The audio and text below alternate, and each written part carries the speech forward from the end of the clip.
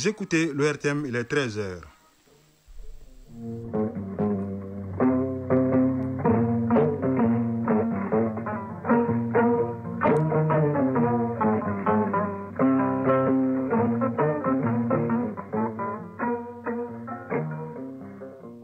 Le journal Siaka Konaté. Mali Actualité, deuxième édition, les titres. Visite du ministre de l'Énergie et de l'Eau sur le chantier de la SOMAGEP. Les travaux d'extension du réseau de distribution d'eau et de réalisation des forages ont permis d'atteindre 25 000 m3 de production par jour. C'est une prévision de 45 000 m3. L'objectif étant de satisfaire les besoins en eau de la population du district de Makou pendant la période de forte chaleur. Tenue hier de la troisième session du Conseil national de crédit, le ministre de l'économie et des finances, Alousseini Sanou, se félicite des performances économiques réalisées par le Mali avec un taux de croissance de 6% et un taux d'inflation inférieur à 3%. En Côte d'Ivoire, le Conseil constitutionnel confirme la victoire d'Alassane Ouattara à l'élection présidentielle du 25 octobre dernier. Aux États-Unis, le nouveau maire de New York s'appelle Zoran Mamadi. Les candidats démocrates devancent l'ancien gouverneur de l'État, le Santis André Kiomo, et les républicains Curtis Sliwa. Sport football avec la Coupe du Monde U17. Le Mali fait son entrée en liste dans quelques instants contre la Nouvelle-Zélande. Le Mali participera à la CAN féminine Maroc 2026. Éliminé par les Cap-Verts, les aigles footballeuses ont été repêchées suite à l'élargissement du nombre d'équipes participantes à 16. La chronique de l'environnement nous fera découvrir Charbonnier Chap-Chap, un allume-feu propre, sans fumée et sans odeur, conçu à partir de matières naturelles par un jeune entrepreneur de Badjangara. Mesdames et messieurs, bonjour, bienvenue dans cette édition, mise en onde par Afsetou Traoré, mise en ligne par Mohamed Koulibaly et Bekaï Sissé. Nous ouvrons cette édition par l'info du jour. Les États-Unis félicitent les femmes pour leur succès dans la lutte contre le terrorisme. Le département d'État américain, par la voix de son secrétaire d'État adjoint Christopher Landau, a félicité les femmes pour leur succès implacable contre les forces terroristes du Guinéen. Christopher Landau s'était auparavant entretenu avec le ministre des Affaires étrangères et de la coopération internationale, Abdoulaye Diop. Le Conseil national du crédit a tenu hier sa troisième session au titre de l'année 2025 dans les locaux de la BCEAO. Lors du jour, porté sur les décisions du comité de politique monétaire, les performances économiques du Mali ont été passées aussi à la loupe. Globalement, la situation d'ensemble du pays est satisfaisante avec un taux de croissance établi à 6% et un taux d'inflation inférieur à 3%, nous dit Nyanya Aliou Traoré. C'est à point nommé que se tient la troisième session du Conseil national du crédit au titre de l'année 2025. Au moment où l'État malien traverse de multiples épreuves dues à l'amplification du terrorisme dans le Sahel, avec en corollaire un ralentissement des activités économiques. Mais c'est sans compter sur la volonté des autorités de la transition de transcender toutes ces difficultés qui ont tendance à mettre en déroute la marche du développement. Le ministre de l'Économie et des Finances, Alousseini Sanou, nous sommes félicités des performances réalisées par le Mali. Nous avons un taux de croissance qui s'est établi à plus de 6%, un taux d'inflation qui est inférieur à 3%, un taux d'inflation de l'ordre de 2,9% et un taux de déficit budgétaire qui est de moins 2,7%. Des taux qui sont donc largement en dessous des normes réglementaires et qui placent notre pays en tout cas parmi les meilleurs pays de la sous-région et qui montrent les performances au plan budgétaire, au plan économique de notre pays. C'est d'ailleurs à cause de ces performances enregistrées dans la plupart des pays, même si les niveaux n'atteignent pas les seuils du Mali, que le comité de politique monétaire a décidé de maintenir les taux directeurs inchangés. Donc nous avons le taux d'injection de liquidité qui est resté à 3,25, le taux du guichet du prêt marginal qui est resté à 5,25 et le coefficient de réserve obligatoire qui est resté à 3. Donc nous avons également noté que dans la plupart des pays, nous avons une tendance, en tout cas une croissance qui est autour de 6% et nous avons une inflation autour de 6%, 6 à 7%. Et nous avons également un déficit budgétaire qui est également de l'ordre de 6 à 7%. Et Et ce ne sont pas les perspectives qui manquent en matière de croissance au Mali, fera comprendre le ministre Sanou. Avec des partenaires comme la BOAD, ce sont des milliards de francs CFA qui seront débloqués très bientôt dans le cadre du relèvement, de l'éducation, de l'élevage et de la pêche, et bien sûr de l'énergie, l'un des maillons essentiels aujourd'hui de notre économie. La Banque mondiale est en train de discuter avec nous pour mettre en place un appui pour le refinancement des lignes budgétaires de l'État, ce qui s'apparente à un appui budgétaire. Et je pense que d'ici décembre, nous allons pouvoir signer un accord de 150 millions de dollars avec la Banque mondiale. Et également, la Banque mondiale va financer la centrale scolaire de Bougouni, qui fait à peu près 195 mégas. Nous avons également eu des échanges avec le FMI, avec lequel les échanges se sont très bien passés et qui a promis donc de venir faire une évaluation au Mali de l'utilisation des 73 milliards que nous avons obtenus au mois d'avril 2025. Je rappelle que nous sommes actuellement à une mobilisation de 68 milliards sur ce fonds. Donc cela va nous permettre donc de rentrer dans un programme avec le FMI qui va être appuyé par une facilité élargie de crédit dont les montants peuvent valoir environ 120 millions de dollars. À l'occasion de cette session de la Banque mondiale et du FMI, nos rencontres avec la BOAD nous ont permis de nous accorder sur le financement concessionnel de la BOAD à hauteur de 60 milliards de francs CFA qui doivent aller dans la construction de lycées, de centres d'écoles, etc. Également le financement d'une centrale solaire à Mopti. L'actualité s'est invitée dans les échanges du CNC, notamment la question d'approvisionnement du pays en carburant ainsi que les effets du changement climatique sur les cultures. Tous les acteurs économiques du Mali sont là, donc la question a été évoquée et c'était l'occasion pour nous de rassurer les uns et les autres pour leur expliquer tout ce que l'État est en train de mettre en œuvre d'abord pour assurer l'approvisionnement correct, notamment l'ouverture de nouveaux corridors. Et également toutes les actions qui sont menées lorsque les citernes arrivent pour qu'ils soient dirigés partout où le besoin se fait sentir.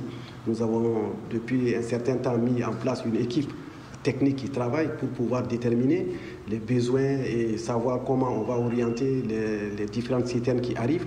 Et vous avez constaté depuis un certain temps qu'il y a un nombre important de citernes qui arrivent et qu'il y a de moins en moins d'incidents également sur les corridors habituels. C'est le lieu pour moi donc de remercier et de féliciter en tout cas l'ensemble des acteurs pour la compréhension qu'ils ont eue et le peuple malien tout entier pour la résilience dont il faut montre. Pour rappel, le Conseil national du crédit se réunit périodiquement pour examiner la situation économique et financière du pays et discuter des perspectives. Le cadre est consultatif et est initié par la Banque centrale des États de l'Afrique de l'Ouest, BCAO, sous l'égide du ministère de l'Économie et des Finances. Le ministre de l'Énergie et de l'Eau a visité hier la station de pompage de Djikoroni Para, les suites des travaux d'extension des réseaux de distribution d'eau à Amdalaï et des forages à grand diamètre à Lafiabougou. Ces actions entreprises par le département en charge de l'eau à travers la SOMAGEP SA visent à assurer la fourniture de l'eau au plus grand nombre de populations, surtout pendant la chaleur, une période de grande consommation. Reportage Bouakar Bablin Touré. Le ministre de l'Énergie et de l'Eau, dans une dynamique d'assurer la desserte en eau à un grand nombre de populations dans le district de Bamako. Une dynamique qui a conduit le ministre Djané sur 3 sites de la SOMAGEP SA. Premier site visité, la station de pompage de Djikoroni Para, d'une capacité de 4000 m3 par jour. Boubacar Djané, ministre de l'Énergie et de l'Eau. Nous avons vu la station de potabilisation, l'ingéniosité de la direction aussi à ce niveau, parce que ils ont utilisé un nouveau produit qui a considérablement amélioré la production. Le chef du département s'est ensuite rendu à Amdalaï pour s'imprégner de l'état d'avancement des travaux d'extension du réseau de distribution des quartiers de Amdalaï et Nyomérambougou. Les travaux avancent à hauteur de souhait parce qu'il faut poser des nouveaux tuyaux de grand diamètre pour améliorer la desserte. Le troisième et dernier site visité par le ministre et sa délégation, les 2 forages à Lafiabougou, dont un déjà réalisé et l'autre en cours de réalisation. Un ouf de soulagement pour une bonne partie de la population de Lafiabougou et de Lassa, confrontée à une pénurie de liquide précieux. Ça fait 50 m3, ce qui n'est pas négligeable, et c'est au pied de la colline. Donc ça veut dire que les riverains d'ici vont avoir l'eau d'une manière suffisante. Le deuxième forage, les travaux sont en cours, ce n'est pas encore terminé. Mais si ça se termine, ça va améliorer davantage la production et la desserte dans certains quartiers. Il y a 22 forages qui sont en vue, de part et d'autre des deux rives, pour améliorer et maintenir la production. Ces travaux ainsi entrepris par le département à travers la SOMAGEP SA se veulent une réponse à la période de grande chaleur, synonyme de grande consommation. Bokoum Fatoumata Siragata Traoré, directrice générale de la SOMAGEP. Toutes ces actions cumulées aujourd'hui nous ont permis d'obtenir pratiquement 25 000 mètres cubes de production de volume additionnel par jour sur un volume attendu d'environ 45 000 mètres cubes lorsque tous les travaux seront effectifs. Ces travaux qui vont concerner d'autres localités de la ville traduisent la volonté des autorités de la transition à assurer la desserte au plus grand nombre de la population bamakoise malgré les difficultés que le pays traverse. Les communicants des forces armées de la Confédération des États du Sahel sont en conclave à Bamako pour renforcer leurs capacités.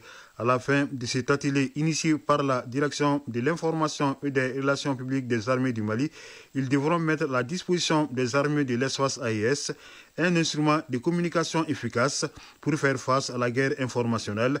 La dite session se déroule à l'école de maintien de la paix à l'Une-Blondembe de Bamako, à Matina pour plus de détails. Au centre de cette session de haut niveau regroupant les communicants des forces armées de l'espace AIS, la mise en place d'un cadre référentiel unique de communication pouvant permettre de mettre en exergue les actions de communication susceptibles de transformer la perception des populations, favoriser l'action des unités et surtout faire face à la guerre informationnelle. Colonel-major Suleiman Dambélé, directeur de la DIRPA. Mettre en place un cadre référentiel unique de communication durant 5 jours. Nous travaillerons à mettre en place cette stratégie assortie d'un plan d'action essentiel à l'architecture de défense de nos pays respectifs et de la force unifiée de l'AES. Général de division Oumar Diarra, chef d'état-major général des armées. Force est de constater qu'au-delà des interventions sur les théâtres d'opération, nos armées sont de plus en plus confrontées à cette guerre de désinformation tout azimut entretenue par les forces obscurantistes et les forces du mal incarnées par les médias terroristes et leurs alliés. De nos jours, la mise en place d'outils communicationnels cohérents et renforcés est plus que jamais nécessaire pour la consolidation de l'architecture défense. Lieutenant-colonel Abdoul Aziz Ouedraogo, directeur de la communication et des relations publiques des armées du Burkina Faso. Étant donné que nous sommes dans une guerre informationnelle, il est de bon temps que nous puissions affûter et harmoniser la communication opérationnelle que nous menons, non seulement pour soutenir les actions de cette force sur le terrain, mais aussi pour influencer la perception des populations de la Confédération afin qu'elles soutiennent et accompagnent l'action de cette force. Colonel Aminou Mani, directeur de l'information et des relations publiques et des sports à l'état-major du Niger. On sait qu'on ne peut pas faire la sécurité sans qu'il y ait les populations. On ne peut pas faire la sécurité sans informer. Si nous sommes dans la logique de mutualiser nos efforts, il doit en être de même. Et mutualiser aussi l'information, la communication au sein de l'AES. Cette session de renforcement des capacités des communicants des forces armées des États du Sahel aboutira à la mise en place d'une stratégie de communication assortie d'un plan d'action efficace au service des armées de l'AES. À l'étranger, Côte d'Ivoire, le Conseil constitutionnel a confirmé hier la victoire du président sortant Alassane Ouattara à l'élection présidentielle du 25 octobre, un scrutin qu'il a remporté avec 89,77% des voix, le taux de participation étant de 50,10%. Âgé de 83 ans, le président Alassane Ouattara entame un 4e mandat. Il a été félicité dans la foulée par son homologue français Emmanuel Macron. Au Soudan, le mois d'octobre a été le plus meurtrier depuis le début du conflit dans ce pays. En avril 2023, l'ONG ACLED affirme avoir recensé 1545 morts, tous des civils, en octobre. La situation est préoccupante à Al-El-Facher, une ville du Darfour tombée le 26 octobre dernier aux mains des forces paramilitaires qui y commettent des exécutions, s'adonnent à des pillages, viols, attaques contre des humanitaires. Ces atrocités commises dans la ville d'El Fasher pourraient constituer des crimes de guerre et contre l'humanité, a averti le bureau du procureur de la Cour pénale internationale, alors que les civils fuient par milliers leurs foyers dans la région voisine de Kordofan, selon l'ONU. États-Unis, le candidat démocrate Zoran Mamdani, socialiste et opposant au président Donald Trump, a été élu hier soir maire de New York. L'élu local de 34 ans devance l'ancien gouverneur de l'État, le centriste Andrew Cuomo, et le républicain Curtis Sliwa. Il deviendra le 1er janvier prochain le premier maire musulman de la plus grande ville des États-Unis. Des États-Unis qui félicitent les femmes pour leur succès dans la lutte contre le terrorisme. Le département d'État américain, par la voix de son secrétaire d'État adjoint, Christopher Landau, a félicité les femmes pour leur succès implacable contre les forces terroristes du Guinée. Christopher Landau s'était auparavant entretenu avec le ministre des Affaires étrangères et de la coopération internationale, Abdoulaye Diop. Des milliers d'Iraniens ont commémoré hier la prise en 1979 de l'ambassade américaine à Téhéran. Les manifestants scandaient des slogans « Mort à l'Amérique, mort à Israël ». Des mannequins représentant le président Donald Trump et le premier ministre israélien Benjamin Netanyahu se balançaient pendus à Hongrie comme lors des exécutions publiques en Iran. Cette commémoration intervient 5 mois après les frappes israéliennes et américaines contre l'Iran. Le guide suprême iranien l'Ayatollah Ali Khamenei a exclu lundi dernier toute coopération avec les États-Unis tant que Washington ne changerait pas sa politique dans la région, y compris en matière de soutien à Israël.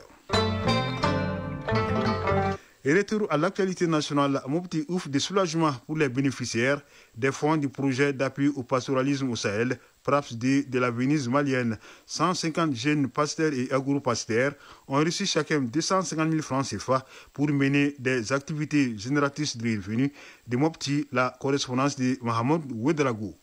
Financé par la Banque mondiale et le gouvernement du Mali, le projet régional d'appui au pastoralisme au Sahel, PRAPS-2, a procédé à la remise des fonds aux 150 jeunes et femmes de la région de Mopti, bénéficiaires des activités génératrices de revenus sélectionnées dans les régions du Sahel. Il s'agit d'améliorer la résilience des pasteurs et des agro-pasteurs dans certaines zones ciblées de la région. Moussa Koulibaly, coordinateur national du projet régional d'appui au pastoralisme au Sahel. 150 AGR. Quand vous prenez le financement, certains pensent que c'est un financement dérisoire. 250 000, c'est beaucoup pour une jeune femme rurale qui ne peut même pas avoir 5 000, 10 000 par mois. Abdoulaye Tangara, bénéficiaire. Nous, les bénéficiaires, on n'a pas assez de mots à dire. On est tellement aimés. Pour les représentants du gouverneur de la région de Mopti, cet appui vient à point nommé. Mamadou Seydou Diarra, directeur de cabinet du gouverneur de la région de Mopti. Cette cérémonie consacre l'officialisation du financement des bénéficiaires dans la région de Mopti. Un total de 37 500 000 francs CFA. C'est le lieu pour moi de féliciter les heureux bénéficiaires que vous êtes pour le choix porté sur vos personnes, un choix qui est en fonction de votre courage et détermination. Cette remise des fonds concerne les bénéficiaires du projet des régions de Kaï, Mopti, Gao, Tombouctou, Nyono et Kita. Mopti, Mahamoud Ouedraogo, Djakalia Traoré pour l'ORTM.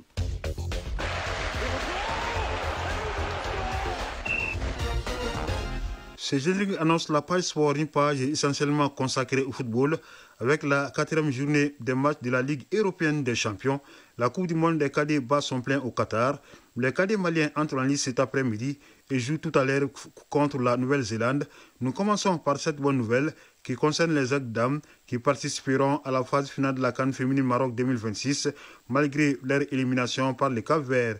Elles ont été repêchées suite à l'élargissement du nombre d'équipes participantes à 16. La synthèse de l'actualité sportive avec Ardu Matina. Éliminée sur le terrain, l'équipe nationale senior féminine de football du Mali sera finalement à la prochaine phase finale de la CAN féminine prévue au Maroc en 2026. C'est la suite à l'élargissement du nombre d'équipes de 12 à 16. Cette nouvelle mesure du comité exécutif de la Confédération africaine de football fait ainsi le bonheur des 4 formations les mieux classées sur la base du classement mondial féminin actuel de la FIFA. Ces 4 équipes repêchées qui compléteront le nombre à 16 sont le Mali, le Cameroun, la Côte d'Ivoire et l'Égypte. Coupe du monde des cadets au Qatar, la première journée des matchs de poule s'achève aujourd'hui. Ainsi, les Aiglonnets du Mali affrontent cet après-midi la Nouvelle-Zélande dans le groupe L. L'autre rencontre de ce groupe oppose l'Autriche à l'Arabie Saoudite. Les autres affiches de ce mercredi, Tadjikistan et République tchèque, Panama, Irlande, Paraguay, Ouzbékistan, les États-Unis joueront contre les cadets burkinabés, le Canada sera face à l'Ouganda et la France affronte le Chili. Reconnaissance du prestige à l'ancien international anglais David Beckham, l'ancien joueur de Manchester United, du Real Madrid, du Paris Saint-Germain ou encore de Los Angeles Galaxy, a été officiellement anobli homme d'affaires qui mène également une carrière de dirigeant à l'Inter Miami, est honoré à travers le plus haut grade pour ses nombreux services rendus au sport et à des organisations caritatives. Il est désormais appelé Sir David Beckham. Ligue européenne des champions, la deuxième partie des rencontres de la 4e journée se joue aujourd'hui. À 17h45, Karabakh reçoit Chelsea et Pafos accueille Villarreal. À 20h, il y aura plusieurs oppositions. Manchester City sera face au Borussia Dortmund. L'Inter Milan jouera contre le petit poussé Kairat Almaty. Newcastle reçoit les Basques d'Athletic Bilbao. Galatasaray d'Istanbul se déplace chez l'Ajax d'Amsterdam des Pays-Bas. L'Olympique de Marseille rend son hospitalité à Atalanta Bergame d'Italie. Il y aura Benfica Lisbonne Bayern Leverkusen. Puis le club Bruges jouera contre le FC Barcelone. Déjà hier, 9 matchs ont été joués au compte de cette 4e journée. Dans les rencontres phares, le détenteur de la Coupe, le Paris Saint-Germain, s'est incliné à domicile 2-1 devant le Bayern Munich. À Anfield Road, Liverpool est venu à bout du Real Madrid, battu 1-0. Large victoire 4-0 de Tottenham face aux Danois du FC Copenhague. L'Atlético Madrid gagne à domicile 3-1 contre Union Saint-Galloise. Les Gunners d'Arsenal en déplacement l'emportent facilement 3-0 chez Slavia Prague de la République tchèque. Chronique de l'environnement. À Bajangara, sur le plateau d'Ougon, un jeune entrepreneur local se distingue par une innovation écologique made in Mali. Il s'agit de Charbonique Chap Chap, un allume-feu propre, sans fumée et sans odeur, conçu à partir de matières premières. Ces produits créés par Daouda Traoré transforment les habitudes culinaires tout en protégeant l'environnement. La chronique de l'environnement, c'est une réalisation de Agibou Koulibaly. Dans un contexte où le bois et le charbon de bois demeurent la principale source d'énergie domestique au Mali, ce jeune entrepreneur apporte une réponse concrète aux défis de la pollution et de la déforestation. Son promoteur Daouda Traoré explique que l'idée de Charbonnier Chap Chap est née d'une simple observation du quotidien. Nous sommes presque à la fin de la saison pluvieuse. Un jour, mes amis sont venus chez moi. On voulait rapidement faire du thé. On avait du charbon, on avait des briquets, mais on avait tout le problème pour faire du feu afin de faire notre thé. Alors, les sachets plastiques qu'on pouvait trouver dehors étaient tous mouillés. Il n'y avait pas de papier ni de petits bois pour allumer rapidement. Alors, c'est depuis ces jours-là que l'idée m'est venue de créer un produit pouvant allumer en toute efficacité le feu. Finalement, la conclusion a été les charbonniers Chap Chap. Fabriqué à partir de résidus naturels et de matières biodégradables, Charbonnier Chap Chap s'allume facilement sans dégager de fumée noire ni de résidus toxiques. Ce produit est fabriqué principalement de focaux de bois que les menuisiers laissent, les papiers, les cartons qu'on recycle et qu'on broie à l'aide d'une machine. Donc quand tout est broyé en poudre, il y a d'autres produits qu'on ajoute tels que les paraffines, la cire d'abeille aussi. Il y a aussi le beurre de karité et les liants. C'est le combustible naturel qui ne dégage pas de fumée ni odeur, qui s'enflamme très rapidement. Facile à transporter, économique et efficace, Charbonnier Chap Chap séduit aussi bien les familles que les restaurateurs et les voyageurs. Mais au-delà de son usage pratique, il incarne une vision verte, celle d'un Mali capable de produire localement des solutions durables pour réduire les émissions de gaz et la dépendance aux produits chimiques importés. Ça ne dégage pas de fumée, donc l'environnement est protégé. Aussi, il y aura moins de déchets faits à partir de matières premières que nous utilisons, sinon sans quoi ils constituent des déchets pour l'environnement. Aussi sur la santé des utilisateurs, ça n'a pas d'odeur toxique. L'objectif, selon son concepteur, est de rendre la transition écologique accessible aux ménages tout en valorisant le savoir-faire local. Déjà disponible à Bamako et à Padjangara, Charbonné Chap Chap est en train de conquérir de nouveaux marchés, notamment grâce à la sensibilisation menée par les utilisateurs. Daouda Traoré, concepteur de Charbonné Chap Chap. Les acheteurs, ils en témoignent à longueur de la journée. Ils m'appellent pour me dire que depuis qu'ils commencent à utiliser notre produit, ils voient vraiment que leur santé s'améliore. Et surtout ceux qui ont déjà des maladies pulmonaires, les asthmatiques, qui ne pouvaient pas du tout allumer le feu à cause de gaz toxiques ou de fumée, maintenant n'ont plus peur d'allumer le feu tranquillement chez eux. Avec Charbonné Chap Chap, le Mali allume désormais un feu plus propre, plus sûr et plus respectueux de la nature. Une innovation verte qui prouve que la transition écologique peut commencer dans nos foyers avec des idées simples mais porteuses d'avenir. Page en écologie de cette édition, l'ancien ministre Oumar Amadou Digo est décédé hier en début de soirée à Abidjan où il résidait depuis plusieurs années. Il a occupé des responsabilités gouvernementales sous la présidence d'Alpha Oumar Konaré puis celle d'Amadou Toumani Touré. Il est nommé le 16 octobre 2002 ministre délégué auprès du ministre des Affaires étrangères et de la coopération internationale, chargé des Maliens de l'extérieur et de l'intégration africaine. 2 ans plus tard, le 2 mai 2004, il prend la tête du ministère des Maliens de l'extérieur et de l'intégration africaine. D'ores en paix, monsieur le ministre.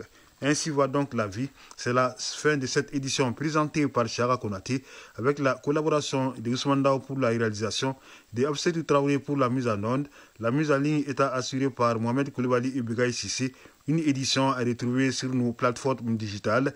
Restez à l'écoute pour pouvoir suivre les avis et communiquer. Merci d'avoir suivi cette édition et bonne écoute radiophonique.